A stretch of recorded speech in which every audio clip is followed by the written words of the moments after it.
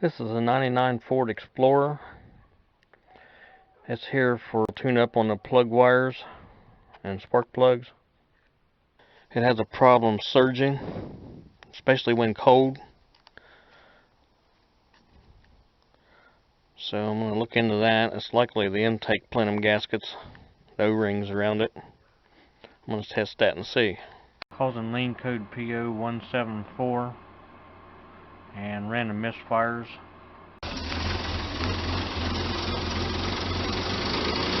That's the way to test that for it being O-rings. You can kind of hear it a little bit. Of course, that plastic plenum makes noise. You get some oxygen sensor safe mass airflow cleaner spray. Use a spray at your own risk. I have years of experience and safety equipment around in case it would happen to light up. Don't use it around open fire, sparks, or flame. I've never had it catch on fire, but I can't be in every situation everywhere. Spray around the center of the engine and see if it straightens out.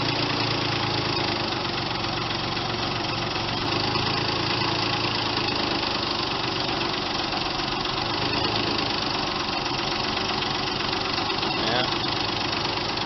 If it changes like that, the O-rings are bad. It was surging real bad earlier when it was cold. The O-rings don't seal up when they're cold, and then as it warms up, they seal up better, and the surging slows down. Just to get an idea of what it's doing, it's set overnight cold, but not outside cold.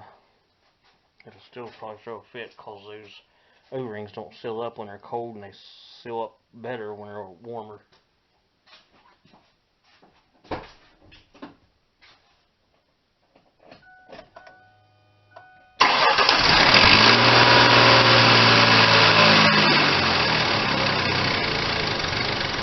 I'll spray some fuel equivalent in there and it'll straighten right up.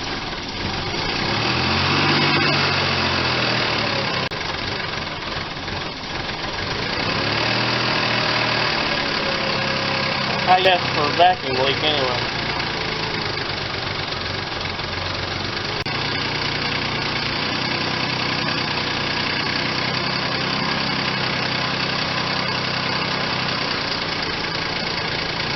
Got a big leak back there.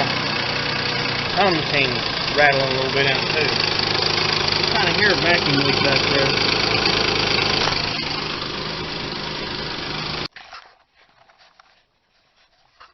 Just to confirm my suspicion about the intake gaskets, and it does need a tune-up. The P0174 System 2 Lean Bank 2 is probably the side that's leaking the most.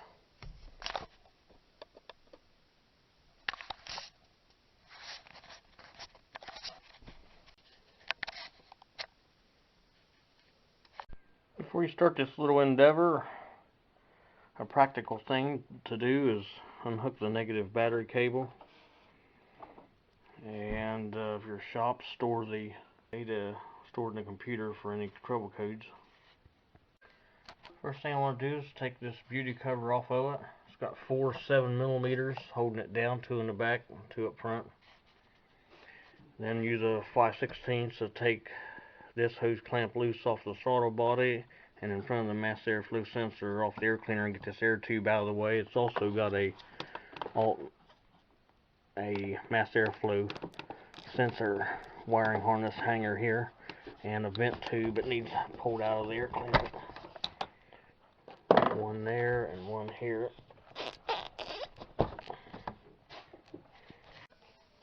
When you get your air tube off the throttle body and up out of there, check these ribs for any cuts.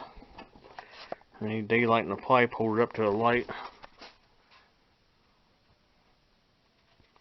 hold it up to the light and check for any daylight coming in there or any cuts in this rubber. There's something else that needs done. This throttle body needs cleaned out. Throttle body cleaner. Get in there at the mass airflow sensor elements and see if they're dirty.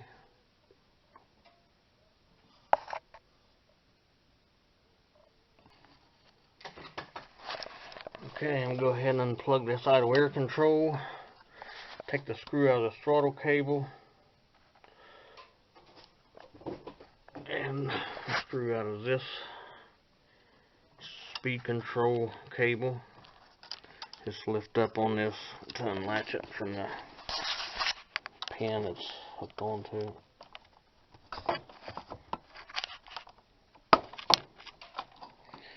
And this just hold the cam, hold it wide open and pick the wire out of the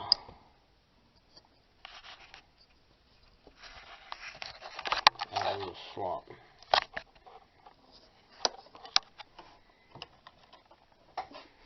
And go ahead and unplug the throttle position sensor off the throttle body. Just kind of help these out a little bit. They're probably pretty brittle. Push in on it when you're releasing it so it won't. This lock will break right off if you push it. Now I'm going to go ahead and take these screws out and unlock these cables from their holders.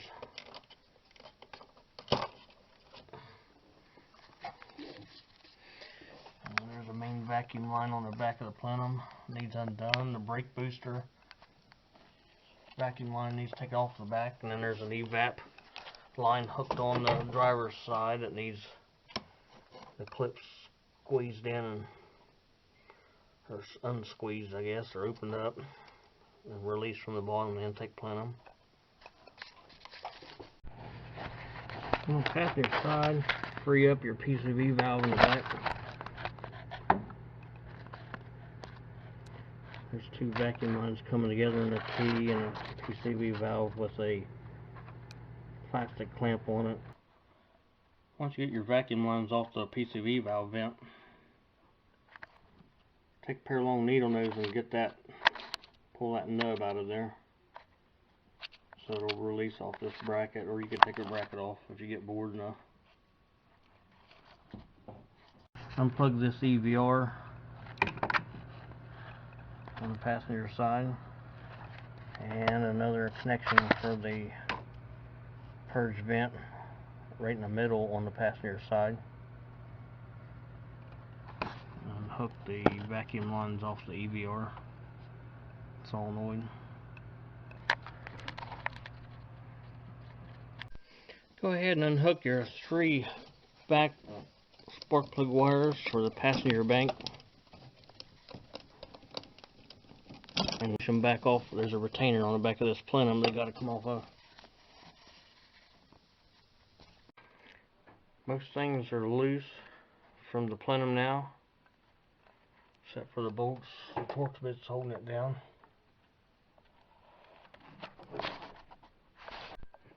These upper plenum bolts take a T30 Torx bit socket. I'm going to go ahead and take this patch out up front and patch out in the back. I took 3 bolts out of the back. I had to take a piece of wood and pry this harness over to get that driver's side rear one out. The back 2 were kind of a pain. And I'll work on these front ones. Wood screws. There are 8 total screws in this.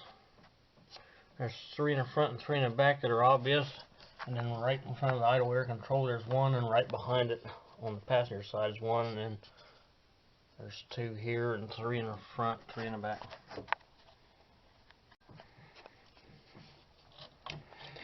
The plenum's loose, but the O-ring's stuck in this hole on this EGR valve tube in the plenum.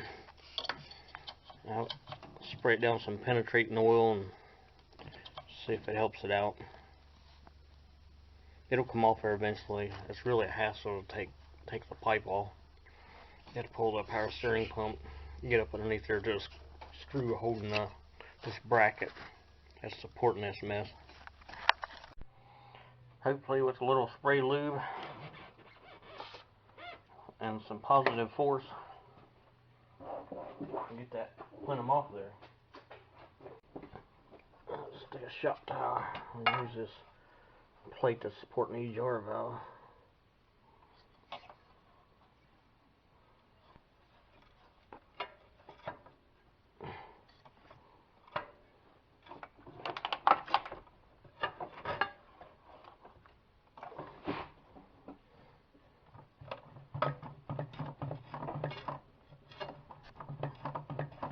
That's doing it. Yeah, there we go. And no damage.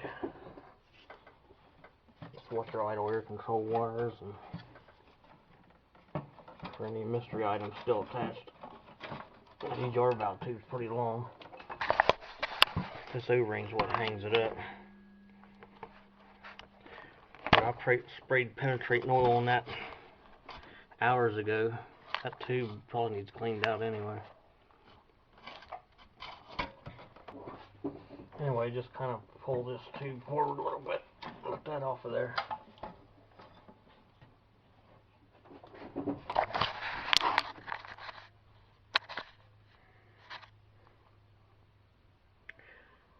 And you'll see the plenum gaskets flattened out.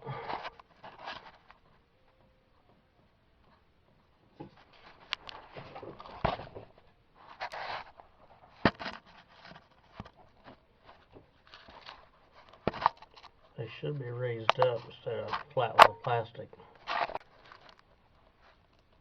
And that will be the vacuum leak there, and probably cylinder 2 and 6.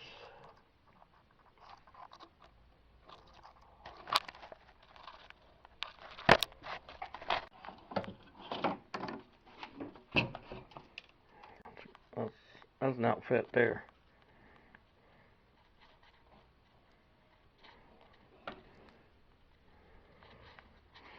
Now I'm going to clean these surfaces off and clean the throttle body out.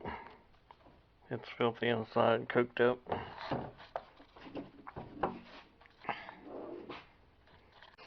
Before I proceed to taking the lower bolts out to take the lower intake off, I'm going to plug these holes up with shop towels and blow all the debris out of there.